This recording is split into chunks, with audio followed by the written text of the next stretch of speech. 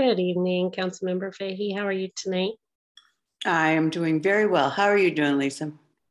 You know, all things considered, pretty well.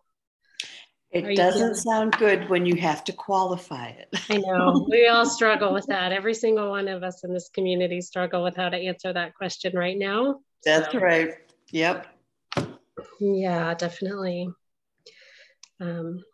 So thanks all of you who are logging on to the meeting. We're still a few minutes away from starting. I show 6:28 on our clock, so we'll make sure we give folks plenty of time to get logged on.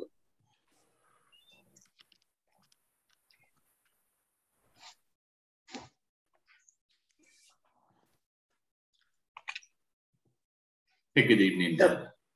How are you doing? So I was at the Senior Center this afternoon for the lunch. Paul Wiseman was there giving a little talk about tax issues for seniors. And he gave, and the county commissioner was also there. I can't remember her name now. But anyway, they gave a lovely presentation on this. The seniors get an extension, 3 to 5 years. So in order to get the senior tax deduction for property tax deduction, they have to have lived in their house for 10 years. Okay. As their primary residence. And what they've done is they've extended that and said for 3 to 5 years, you can continue to use the residence that you just lost as your residence. And then in the meantime, if you transfer over to another property, that exemption goes with you. So you don't lose the 10-year time requirement. So that was wonderful. I really appreciated all the information that they gave out today. That seems like the right thing to do. Exactly. I agree. Good evening, folks. Hey, Councilmember Lee, how are you? I'm doing all right. How about yourself? Doing good. Well. Good. All right, so it's 6:30. I think we'll give it a little bit more time here before we really dive into the meat of the meeting or the heart of the meeting here. So just for those of you listening, we're up to about 78 attendees tonight. So we did make the invitation via email only to those property owners that were affected from the fire. However, if others, were shared the invite or came across it another way, we don't want to make the assumption that it's only affected residents on the call. So just keep in mind that. But really, that is the intent of the meeting tonight. And so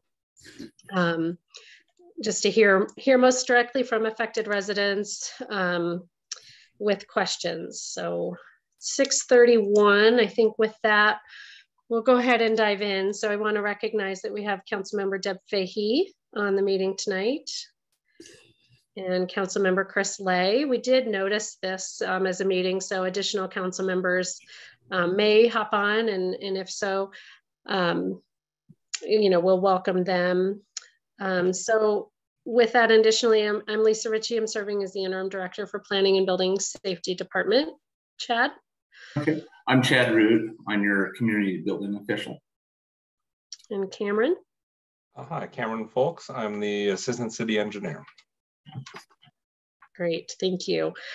So we really appreciate you spending time tonight. We want to devote the majority of the evening to your questions, but before we do so, we want to just kind of give you a little bit of an overview of, again, the things we're working on since we've last talked. And so we understand a couple things. We understand that there's a lot of questions around the county coordinated debris removal program.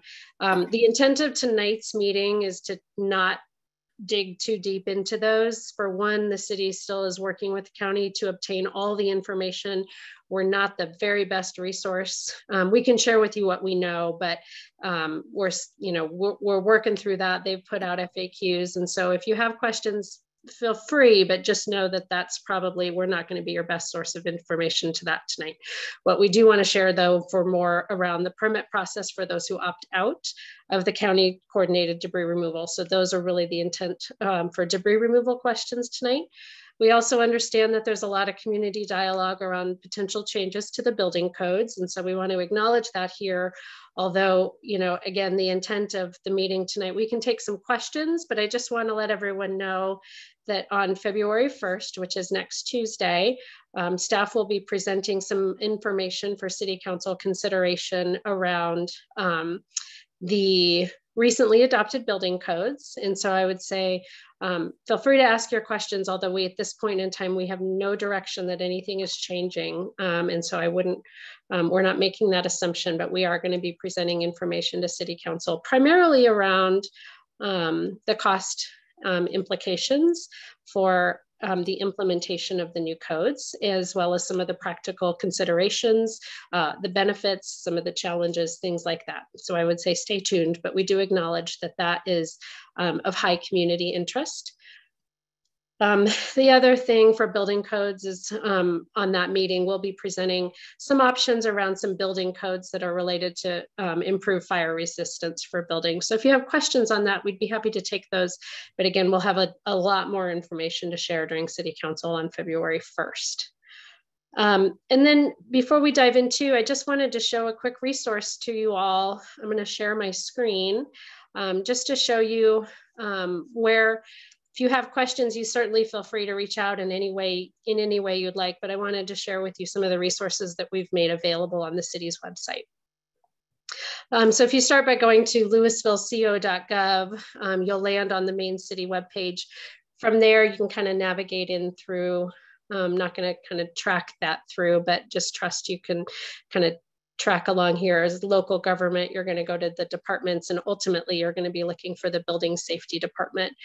Within that department homepage, this top tab here, we have Marshall Fire, and these are specific questions that we are information related for our department that you can find a lot of information. So if you need to know your zoning regulations for your individual subdivision, we have that on here. If you have some questions on the asbestos removal, kind of component of debris removal, we have all of our licensed contractors. So anyone who has a current city license for contractors, we have that here, as well as just a lot of other information that you might have not found yet. So I think if you're looking for information, I just want to point out we have quite a bit here. And then also additionally, more broadly within the city's website, we have a whole lot of information. Most of you have probably found this already, but just general information about the fire, other resources, and connect you. So just wanted to share those two resources with you all, knowing that you certainly feel free to reach out to our department directly, but you might be able to find it more quickly there. So with that, I'm going to turn it over to Chad to talk about those of you who opt out of the county coordinated option, what you could expect for a permit process for debris removal. Okay, thank you, Lisa. So like Lisa mentioned, that website's very helpful as far as kind of navigating through the process. One of the links was asbestos permitting. So for the folks that are looking at going the private route and moving forward with the demolition permit of the foundation and cleaning their site, there's the application forms for your contractors, and it kind of gives you, there's some guidance from the state as far as what needs to take place. The contractor does need to follow the OSHA regulations. And then the site needs to be kept wet. Not damp, but wet, but not wet as a sponge where water's dripping off of the ash and the debris. And the reason why is just we don't want any friable dust coming off of the site. Basically, the friable asbestos is the asbestos that gets into your lungs, and that's what they're worried about. Most of these homes were built after asbestos was really used, but actually what a lot of people don't know is a lot of products that you can still buy today at Home Depot, Lowe's, still has a certain amount of asbestos in it because they just can't make it without it. A lot of it is the polymers that you use with your tile, backing boards, the glues, laminates, has a little bit of asbestos in it. So they do test for that on the structures that are standing. On the full, as mentioned before, the structures that were fully demolished or burnt down, the state is actually doing a waiver on doing the asbestos testing. And that will help speed up the process for the removal of the foundations and the debris to a local landfill.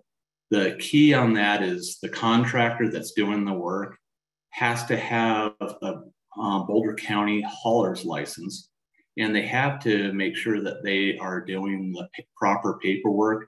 Otherwise, the landfill will not accept the waste. And that's kind of a key, because I've already heard that the landfill has turned some people away from other areas. I don't think it's Louisville, because we haven't issued any demo permits yet. Demo permits will be issued. We've had several that have applied already. So February 1st was our deadline as far as getting those out to you. We just wanted to make sure that the roads were cleaned up of debris, and there wasn't a conflict with cleaning of the roads before we started issuing the permits.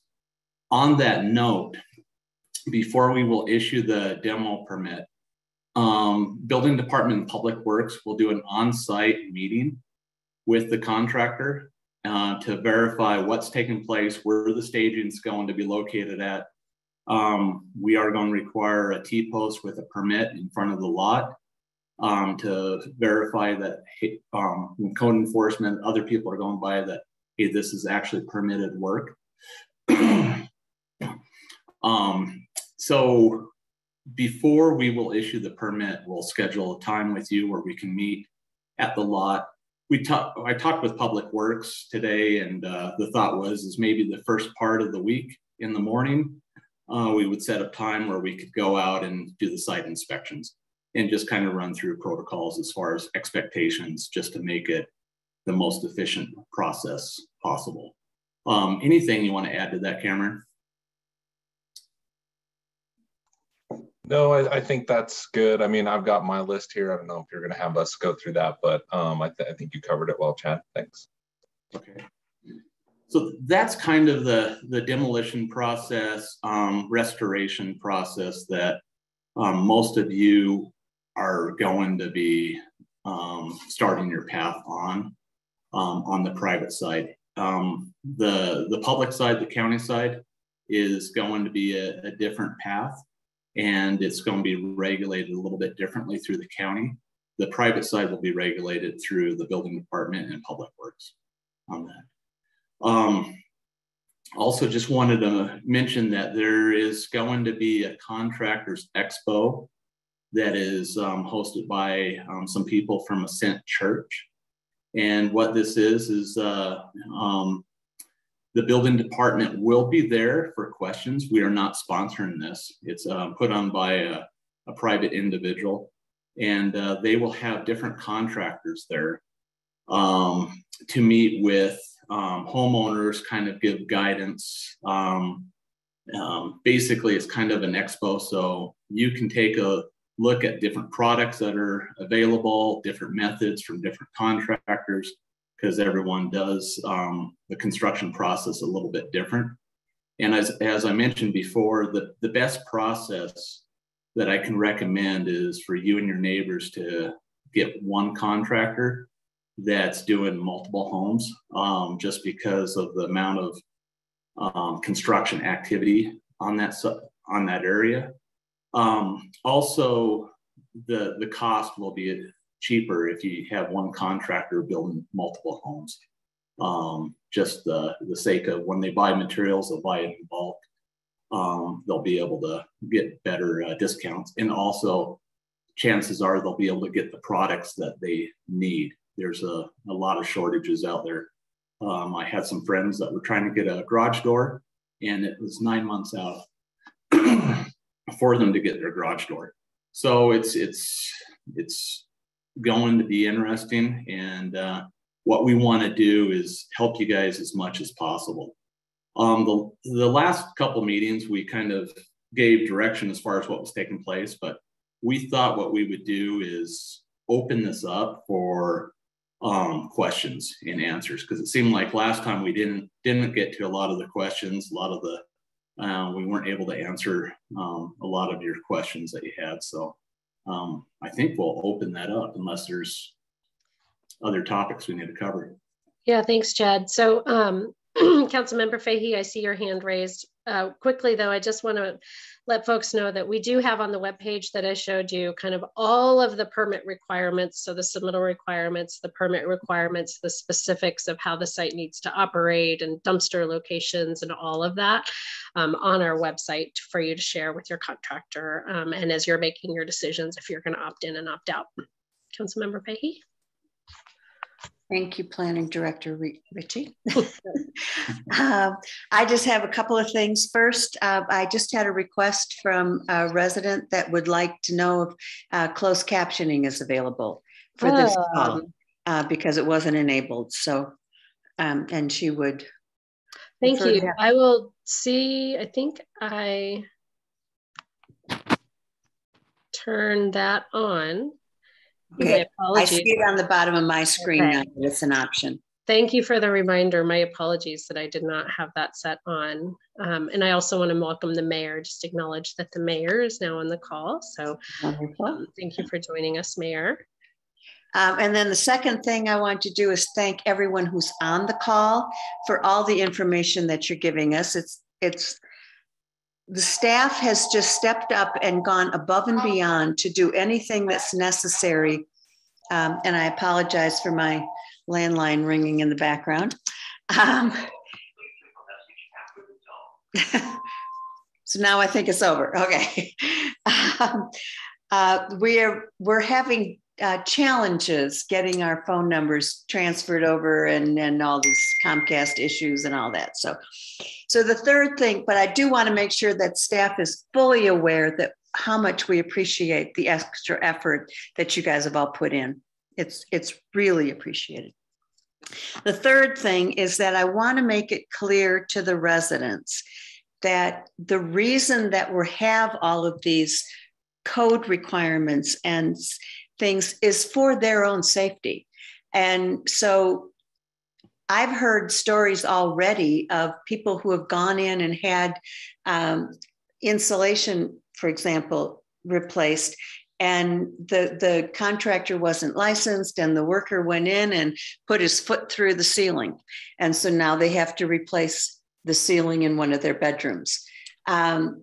So all of these requirements are there for a reason.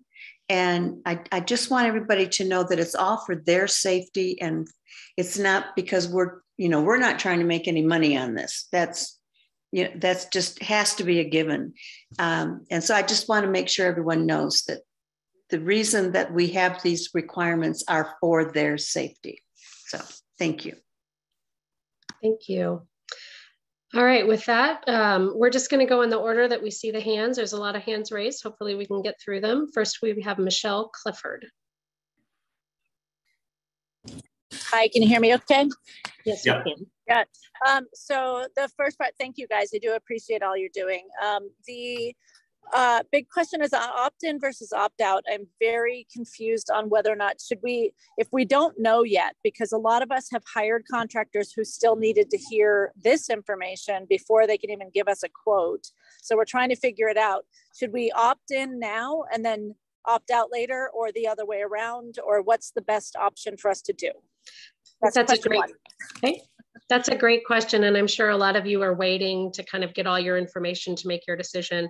My understanding, and this is based on the information that they showed today, is for one, they're extending the deadline for the opt-in, opt-out to February 8th. And I think your decision only becomes final, my understanding, is when work actually begins on one path or another. So if we issue you a permit and you know, from our perspective, you're no longer eligible, although the county, I guess, when you begin work on your property, you are no longer eligible for the county option. And likewise, there would be no reason really to hire us or to get a permit and hire your own contractor, excuse me, if you intend to do the county option. So the latest guidance, and this is changing, and so I would say we understand that all of this is changing and it continues to change, but the language we heard today is that you can opt out up until the point the county does work on your property. So there's nothing that says you need to decide today. I think you could opt in, get your bids, make your decisions, and then you can opt out later. And along those lines, when will we see what the city process is going to cost us in terms of our insurance bucket for demo? Like how much will we have left for dealing with our driveways and all of those things? Like how much are you taking, or when do we find that out? I guess not you, but you know. Sure. So if you opt out of the county process, then it's entirely between you and your contractor and your insurance company to negotiate the terms of the contract with the contractor you hire, and then whatever pay that you get back from your insurance. So the city won't be party to any of those decisions. If you opt into the county program and you don't hire your own contractor, then my understanding is if you have a portion on your insurance policy that goes toward debris removal, that will be kind of swept from your insurance, and then the county contract covers the remainder of the cost. Does that answer your question? Yeah, so the entirety of what's in your bucket, regardless of how that works, even if it's more or less, whatever, it's not going to be standardized across the houses. It's going to be whatever you have available goes and swept in that demo bucket, correct? That's my understanding. That's the latest information that the county is providing. And that's the way they intend to structure the agreement with FEMA. Now, that being said, that's part of the reason why, the deadline and the opt-in and opt-out is getting extended is, the final FEMA approval is not yet in place. Boulder County is still working through their contract selection and contract negotiation with the final debris contractor. So, but for now, there's no reason to opt out, and I think, but just pay attention to the timing and making sure that Boulder County doesn't change their most recent opt-out language. Thank you, appreciate it. If you can touch on, because I'm sure everybody's going to ask this too, is that timeline. We were 7 out of 8 in our neighborhood. Is that the same timeline that this FEMA process is going to run? The county hasn't yet announced. What I'm thinking you're asking is kind of what order are all of the affected neighborhoods going to be selected and structured for the debris removal through the county option. They've not announced the order of the neighborhoods and the schedule yet. And I don't know if that's going to reflect the same schedule as they published for phase 2 removal. We don't have that information yet. Thank you. I appreciate you guys. Yep. Hi, Debbie. All right. So next up we have Katie Burns. All right. Thank you. So I wanted to ask 2 questions. The first one, if you do choose to opt out, who is responsible for the hydroseeding requirement? Cameron, Cameron or Chad? I'm not sure which one's best. That's going to be, I think, more Cameron. I'm not sure on that one. Right. So you'll have to, just like any, your contractor will have to get a water meter from our operations department, similar to any construction.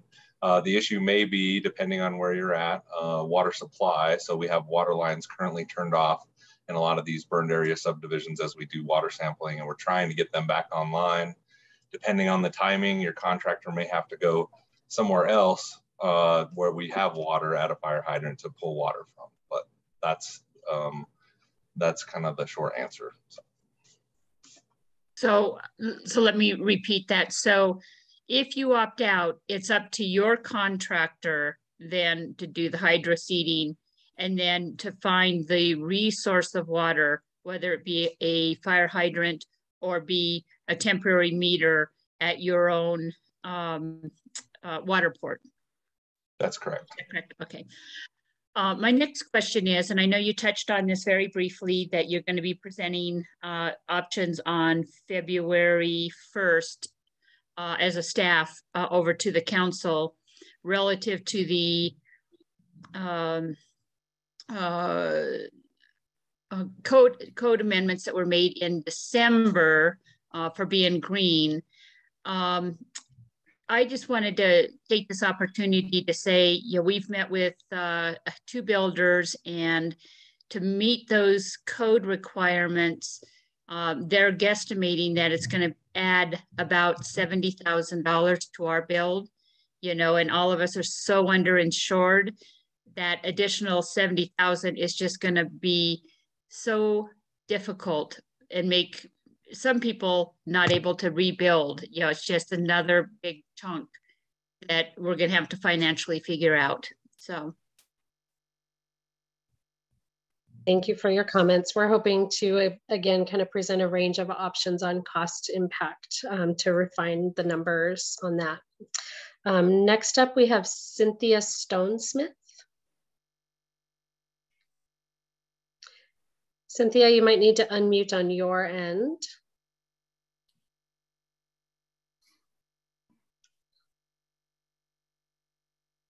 Okay, I think I got it. This is Matt Stone. Hi, thanks. Yeah, I have 3 questions, and I'll make my questions brief because I think the answer should be brief too.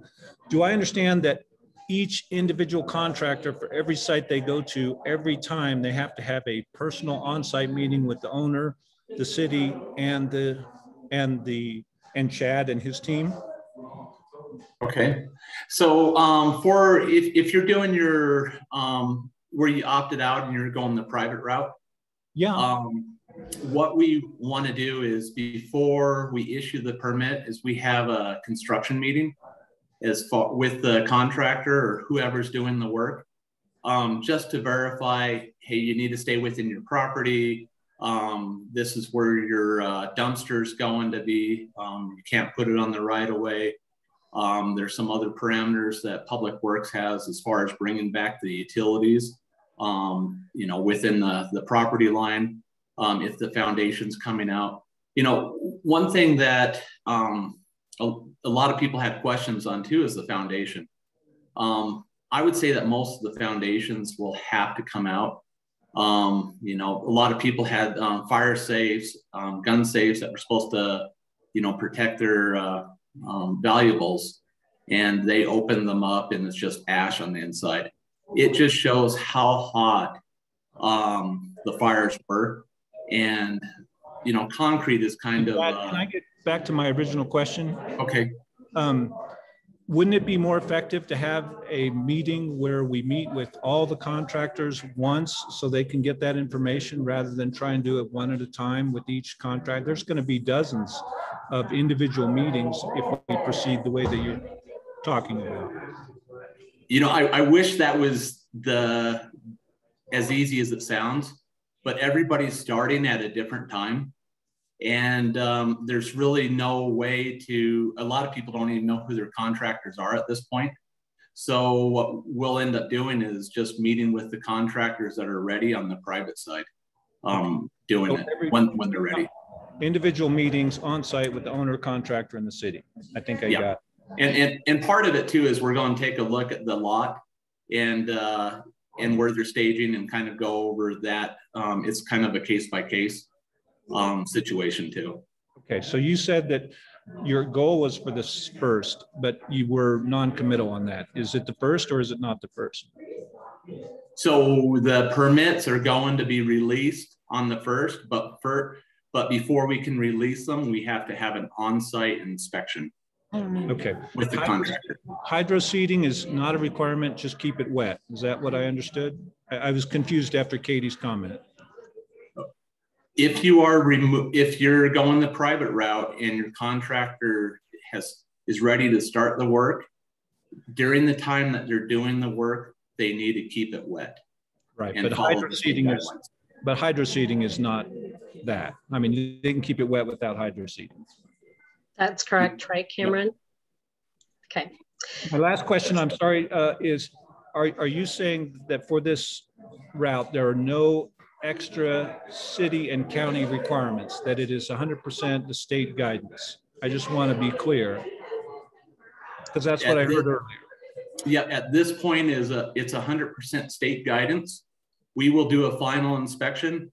If you're not following the criteria of keeping the material wet, you may be issued a stop work order. But on that end, it's basically just the state guidance that the contractor has to follow. Okay, thank you very much. Yeah, sure thing. We'll add one clarification on that from time to time in past events, state guidance changes. So we're not anticipating that. We're working really hard with the state to try and get this guidance firmed up. But I just want to throw a little bit of a disclaimer in there that because we don't have, just want to acknowledge the state might change guidance along the way, but just as a little bit of a caveat. And then, yeah, it's just one meeting before the project starts. And it's not a meeting, kind of every day or every time, but one meeting per property with the group. Next up, we have Bill Johnson.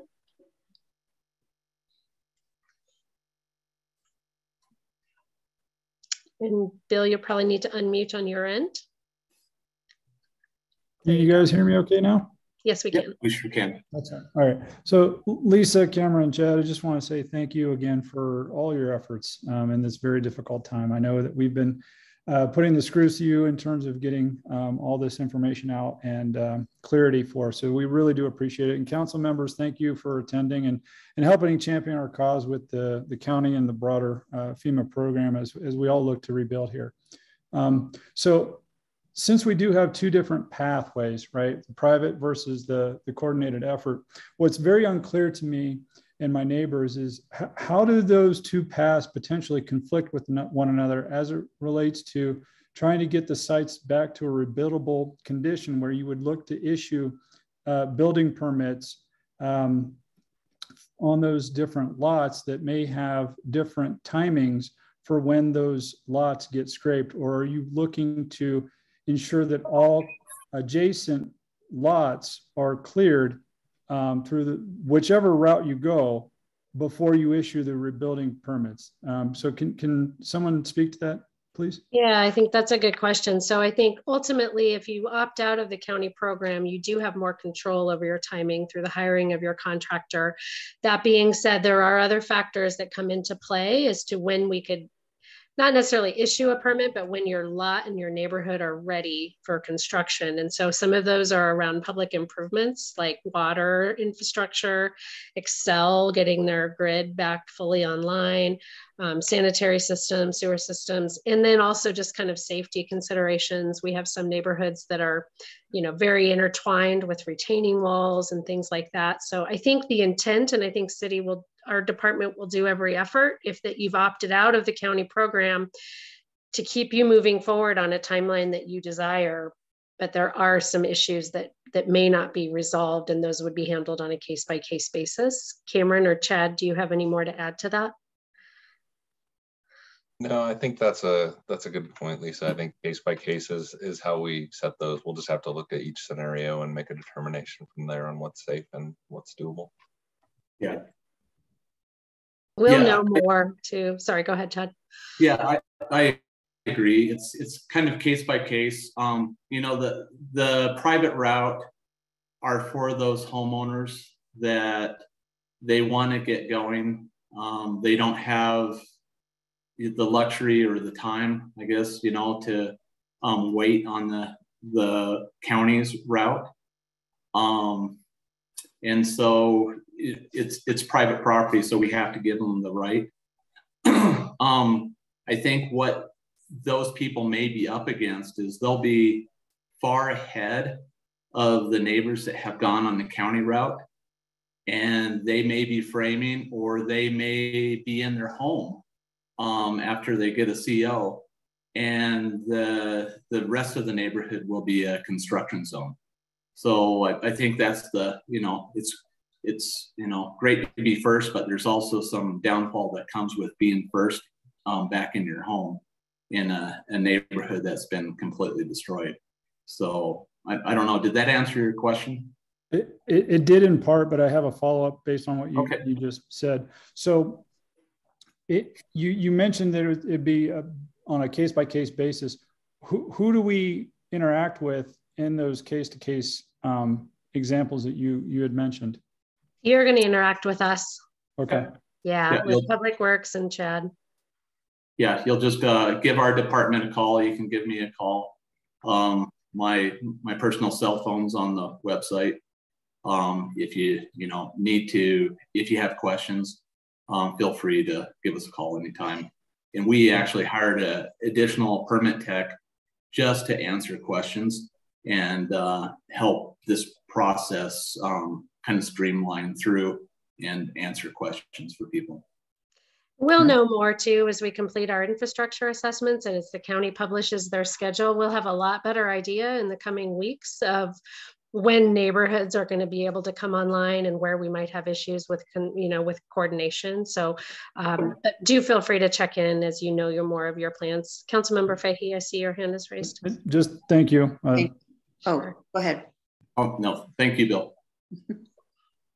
I just had one question on that, or comment, is that if a person is doing the debris removal on their own and getting their lot back to buildable condition, and they start construction before the lot next to them has been cleared and is ready for construction, there could be air quality issues with the neighbors' remediation that could affect the new construction. And so it is just another thing to consider when you're rebuilding is, are your neighbors already have clear lots? Thank you. Next up, we have Alyssa Konigsberg. Hi there. Thank you guys again for putting this on. Just a couple questions. First one is around foundations. If we do hope to save our foundation, is the process for us to find an engineer, have that reported, and then submit that as part of like our permitting process with the debris removal, or what's the process behind that? Yeah, I think the first part is get a structural engineer that's licensed by the state of Colorado. Have them come out and take a look at your foundation right away, ASAP. And the reason I'm saying that is don't hold off until, hey, you think that you're ready to build, because they may say that the foundation's no good, and which will kind of change the plans around real fast, right? The other thing is even if a engineer comes out, I will and my staff will take a look at it and just verify that we think it's good. And if we have questions on it, we may require another engineer, a third-party engineer, to stamp off on it too. What we don't want to happen is, build a $700,000 home on the foundation that's going to have problems. Sure. So we just want to double check that the foundation it will hold, and it is structurally sound, and it's going to, be adequate for the lifetime of the house. Yep, sounds good. Thank you. Second question, as far as timing of all of this goes, I know this is a hard question, but a lot of the contractors we've already talked to have told us, be prepared. You may not start construction until November 2022. Obviously, that's concerning and hurts your stomach a little bit. Assuming we go with the route that's most efficient to get the debris removal done, what is your guys' expectation for issuing building permits, assuming that everything we submit upfront is above board and ready to go and there's not revisions needed? So I can speak on a couple homeowners that have kind of contractors lined up, and they're drawing up plans right now. Basically, as soon as they are ready to go, we will probably issue building permits. And talking with these individuals, it will probably be end of February, first part of March is where some of these people are going. They've been working with architects, their engineer on the foundation, and they have kind of the contractor lined up that they think they're going to use. So it's just kind of a variable. They're going the private route. So there are some people that are lined up and are ready to go. There's other people that are, like I mentioned, there's the Contractors Expo.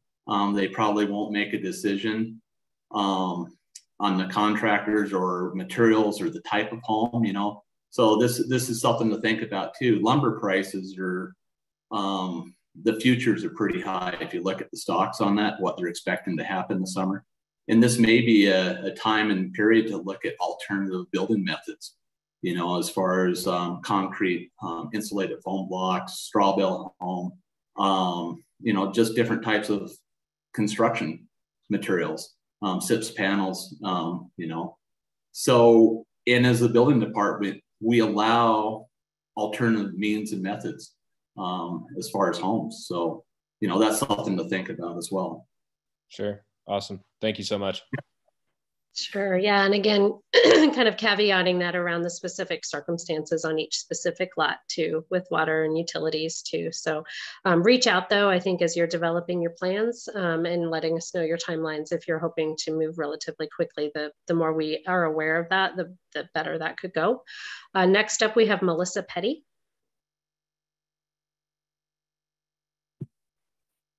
Hi, can you guys hear me okay? We can. Great.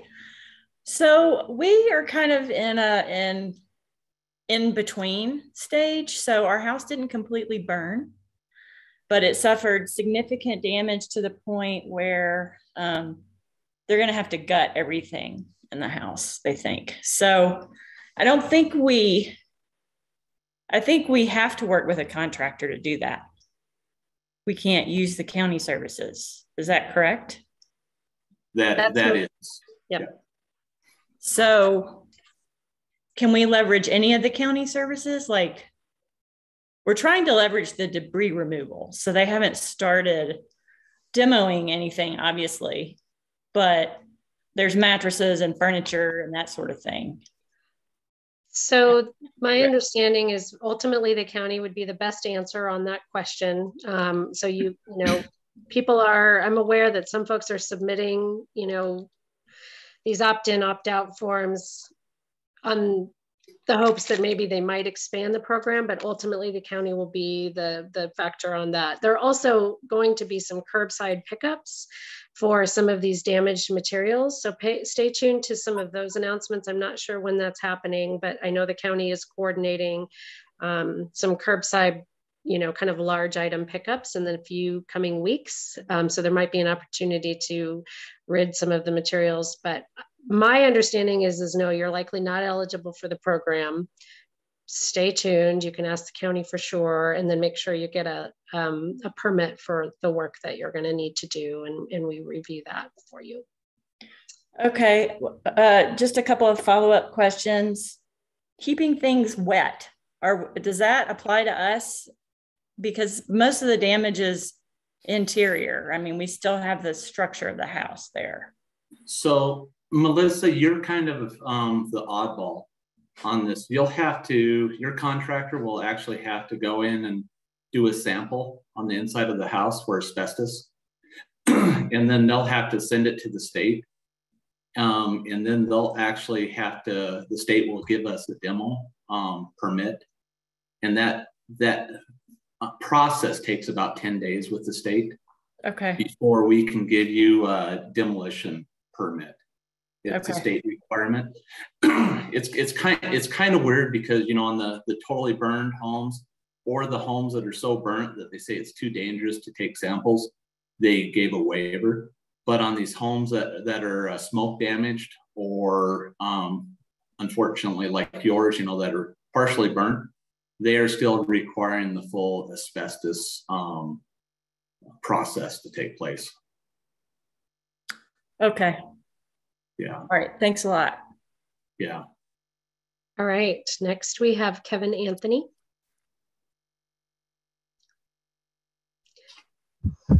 Yes. Hi. Good evening.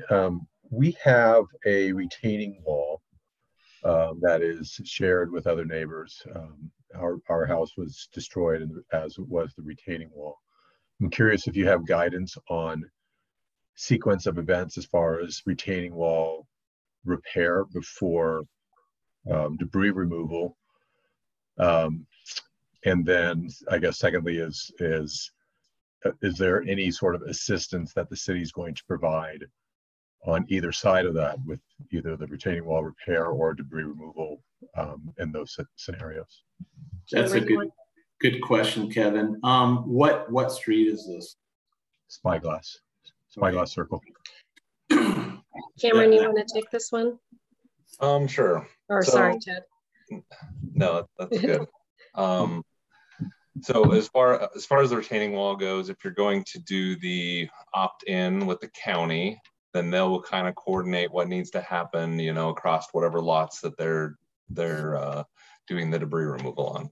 If you're going to opt in, our requirements for retaining walls is that anything over 36 inches high is considered structural, and you'll have to come up with a stabilization plan, and it'll have to be stamped by a structural engineer for the demolition. And so those are the requirements that are going to be in the demo permit. So you'll have to come up with your own plan if you opt out, and figure out how to do it without your neighbors, even though it was going across multiple lots there. Excuse me. And to answer your second question, at this time, we don't have any expected funding for these retaining walls that were installed for the developments. But not to say that at some point, maybe the state or FEMA comes in and says some stuff. We are having conversations with them about the retaining walls. So there's still maybe some more information to come, but at this time, no. Just a quick follow-up. Thank you. Oops, sorry, go ahead. Sorry, just a quick follow-up. I know that there's already some concerns about Dillon Road and the support that these retaining walls provide. Is there any sort of expectation that we should have that if we opted in, that these sites with these retaining walls that support city assets would be addressed sooner than later? As far as sooner or later, I don't think so. So the city did hire a structural engineer after the fires. Once we kind of saw the retaining wall, especially on your block there on Spyglass, they looked at them and they said there's no immediate threat of a failure of the walls. If the walls were to fail, that there's no threat to Dillon Road in those cases. So we did have an engineer look at that. We do have a minor threat over on St. Andrews Lane and Coal Creek Ranch 3, but we blocked off the road in that area. So that's kind of, we did recognize that and hired a structural engineer to make sure the public infrastructure was okay. Cam and Lisa, I'm sorry, this is Mayor Stolzman. I just want to add in that the city manager has flagged this as a topic that city council might have to talk about at a future date. So we haven't had a city council conversation about it, but we have retaining walls that are between public and private property in several of the burn areas, and it's something that's flagged for a potential future discussion. So I'm sorry, we can't tell you more definitively tonight what the plan is. Thank you, Mayor.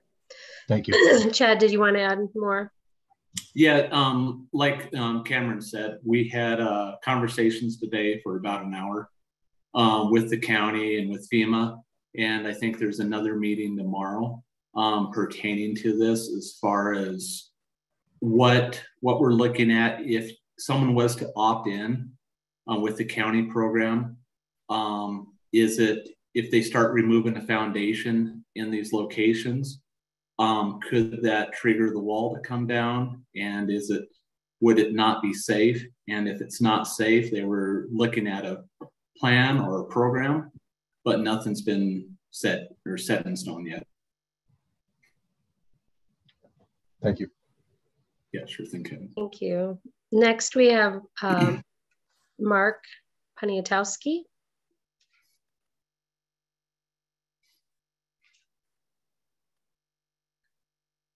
Can you hear me now? Yes. We can. Thank you. And thanks for all the continued support from all of you. Just a quick question around the private option. Has there been any discussion between the city and the 4 approved landfills around any type of negotiated or pre-negotiated locked-in rates, so that we can avoid any type of price gouging from the landfills themselves, or also discounted rates? I'm not aware of any of those conversations or from our side. Chad, are you? You know, so I don't think there has been. There's, let me see, 4 landfills that the state said that can accept it, which is the Tower landfill in Commerce City, Denver, Arapahoe in Aurora, one in Keensburg, and then the Front Range out by Erie. Last I heard that the Erie one's accepting it, but I do know, you know, the dump fee is pretty steep in Erie compared to some of the other landfills. So I don't think that there's been any negotiation on price with the landfill. Is that something that the city would entertain getting involved in, so that we can kind of create some form of cost control to support the residents, or is that completely just out of your scope? I think it's something we can look into.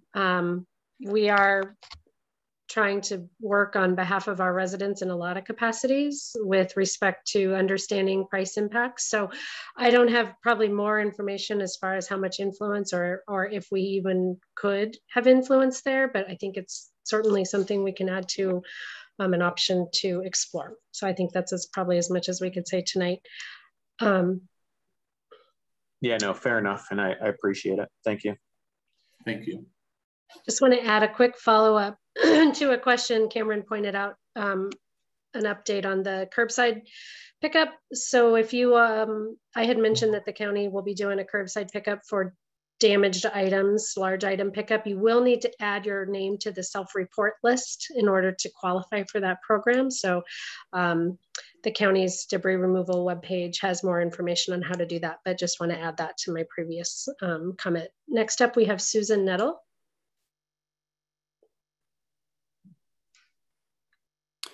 Thank you. This is actually Susan's husband, Malcolm Fleming. I've got 2 questions. Hey, and first off, thank all of you for doing this tonight and for all the work you're doing. It's a huge lift, and I appreciate all of your efforts, so thank you very much. 2 questions.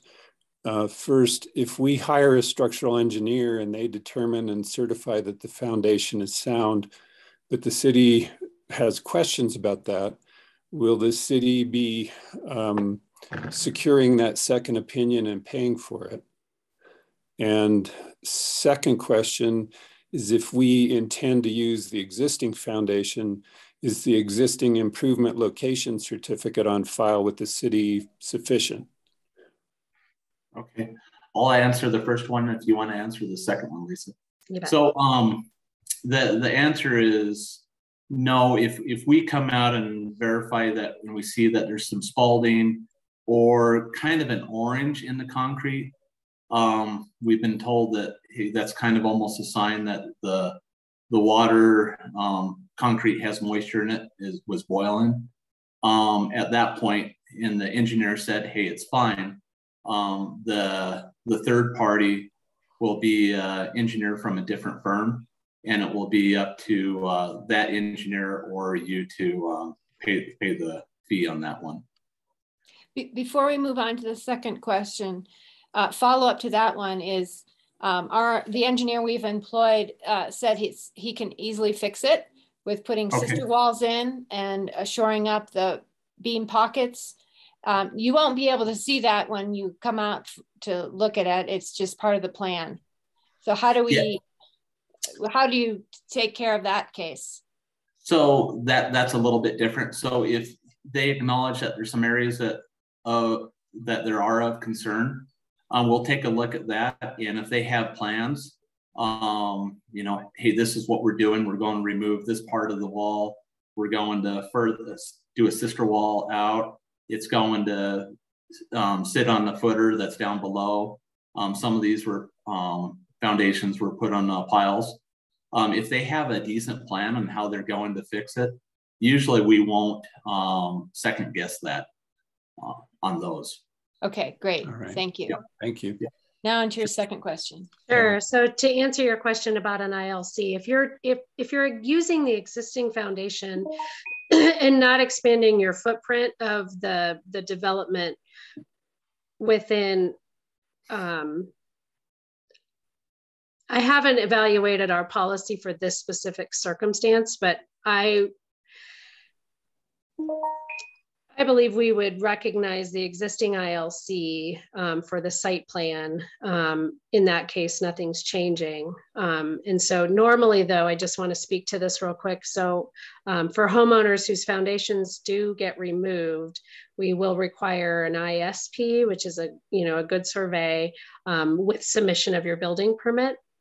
Normally in neighborhoods like this that are pretty well developed, we do rely on ILCs for building permits because there's a lot of evidence in the ground to support where the property lines are. And in this case, if the foundations are gone, the ILC is very unreliable as for determining property line location and how these neighborhoods are organized. And so, but in a case like this, if the foundation remains, the footprint isn't expanding.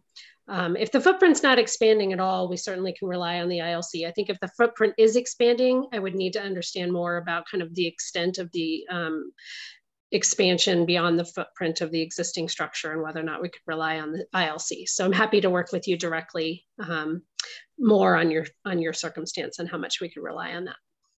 All right, that's great. Thank you very much. Thank you. Next up, we have Michael San.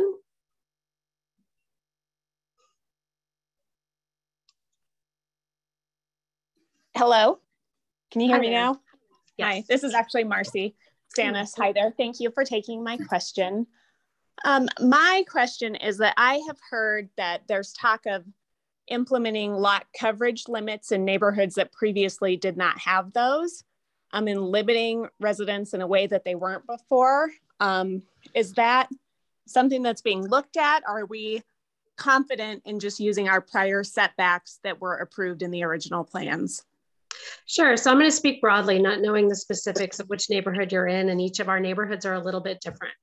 So within a lot of our zone districts, there's a gap in the codes that we have in place today with respect to lot coverage. But we don't believe there were gaps in the code when these neighborhoods were first built. We think we have a lot of missing records. We know in some circumstance we have maybe design guidelines that have gotten amended out that are no longer regulatory, but did guide original development. And so what we're trying to do is understand the framework for which these neighborhoods were originally built and allow a path that will allow reasonable and consistent development with what was there previously, so that the neighborhood has an expectation collectively of what could get reconstructed. So what we're going to be doing, and this ultimately will require city council giving staff administrative authority, where currently we don't have this administrative authority. So that question is going to be going to city council on February 15th. So we don't have a definitive answer for this at this time, but here's what we're trying to put in place. So we're actively doing some evaluation of previous development with respect to lot coverages and how large these buildings were.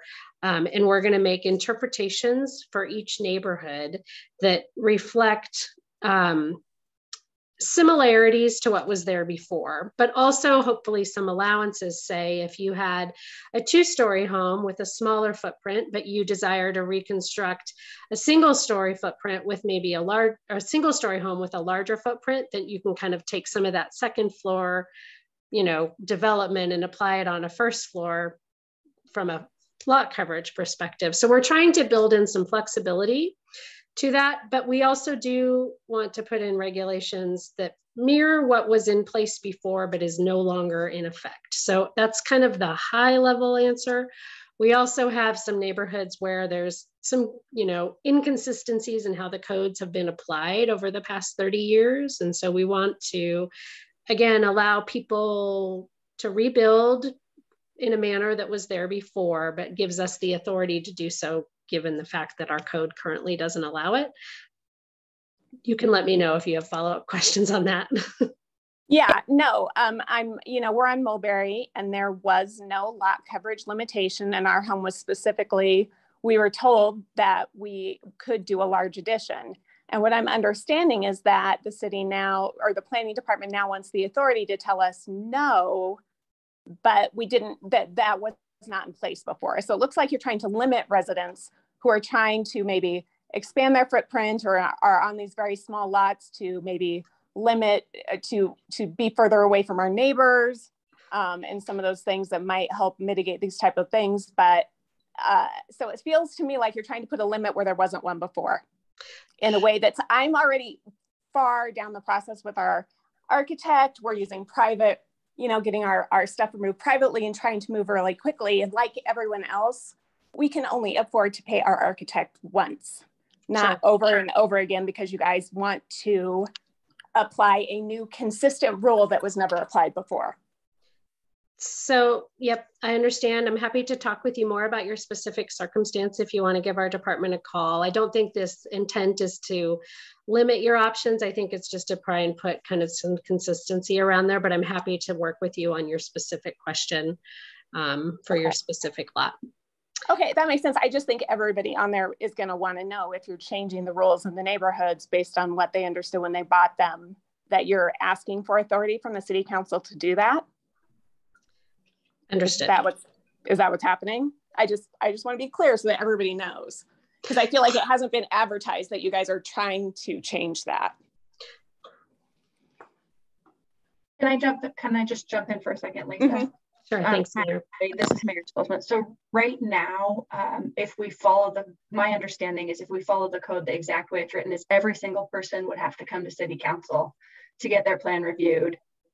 Because the way not every single area, everyone needs to not be alarmed. There are some areas that have different zoning than others, but many of the areas were zoned in planned community zone districts.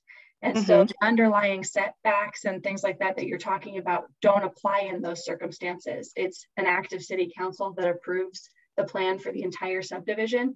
So the staff is trying to make a set of regulations for your neighborhoods so that every single house doesn't have to come before city council, that they can just be quickly approved through a staff process. And they're trying to mimic what was already there as closely as possible. So there will be choices and options, and we'll have a discussion and debate about it on the 15th. And I would encourage everybody to come then and weigh in on whatever staff presents to us at that time to pick the route that you think is most favorable. And we will want your input in that process. But I really do believe the effort on staff's part in this is to make things move faster for people and have less review time and less process. No, I appreciate that. We're all concerned all of a sudden this 30% lot coverage limit is going to apply to us in a way it did not before. And that feels really punitive to people who've lost their homes. Yeah, and that's not the intent, but I understand. I can assure you that's not the intent, but I also want to understand the specifics of your properties before I make any further comments on specifics. No. All right, and that is it. Thank you very much. I appreciate it. Thank you. So I just want to say real quick, we have a few more hands raised. It's 7:30 now, and we really appreciate all of your time. I think we'll take at least one more question, and then we want to just remind you that you can feel free to email building@louisvilleco.gov or planning@louisvilleco.gov with more of your questions, and we will do our best to get back with you as quickly as we can. We have Christina and David Howe. Hi, thanks. Thanks for everything that you guys are doing. I know this is a heavy lift for everyone. I was wondering whether the county had an alternative debris removal plan that they had submitted to FEMA early. Probably not. It tends to be more places like Florida that have that. And if not, if they have already submitted their application for public assistance to FEMA, and if that's an open document. It would provide all the guidelines for the unit weight costs and the processes and the bid guidelines for the contractors, et cetera. So is that a public document? I would assume it's a public document. being that Boulder County is managing all of that, but you would have to reach out directly to them through their departments to understand kind of their process for requesting review of those. But I can't speak to that with any more certainty other than that. And as far as the timing of the submittal of the application, Cameron or Chad, I do believe it's in FEMA's hands. Is that correct? Or is it still getting coordinated through the county side? Afraid I don't know the status of that. I don't either. So which department, who would we contact in Boulder County in order to get a copy of their application to FEMA? I think it'll be informative for us because it'll give a lot of details around kind of the process the county will be going through for the public assistance, at least from a big picture perspective. So who would we contact over there? Who's handling that application? You can always contact the clerk at any of the organizations to help with any kind of open records request, and they'll get the request to the right department. My understanding is it did get submitted today, and it's a combined submittal. So if we get a hold of it, we can get it posted too for folks to see.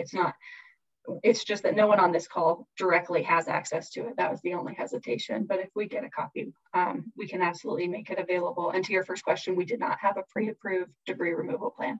Okay, good. Thank you. That was it. Thank you, Mayor. Glad to hear the application went in today. All right. So thank you all very, very much for spending the evening with us. I just want to say we're going to be doing all of this, the same meeting, the same structure again tomorrow from 1 to 2. So feel free to hop on if you didn't get your questions answered or you want to hear from others on the same questions. We'll do a little bit of information from staff and then open it up for questions. I also want to let you know to please look out to your emails in the next day or so. We are going to be sending out a survey from the planning department and the city manager's office, just trying to get some basic understanding of your circumstances and trying to, figure out different ways that we can continue to support you. So I know you all are getting inundated with emails, but please look for one here in the next day or so from the city for us to help learn more about what you're experiencing. So just keep an eye out for that. And again, if you have any other questions, feel free to email building@louisvilleco.gov or planning@louisvilleco.gov. Any other parting words from anyone? Yeah, it's a process for you that are out there that haven't found a contractor yet. Interview multiple contractors. See what they can do for you. Don't just go with the first contractor. Talk with your neighbors on who they're using, and call references too on the contractors. That way, it's a good working relationship that you have with your contractor through the process, because you'll be spending some time with them. There'll be change orders, and we try to work with the contractors and homeowner builders as much as possible. Anytime you have any questions, just give us a call. We'll be happy to help. Try to answer the questions the best that we can as well. Thanks, everyone. Thank you.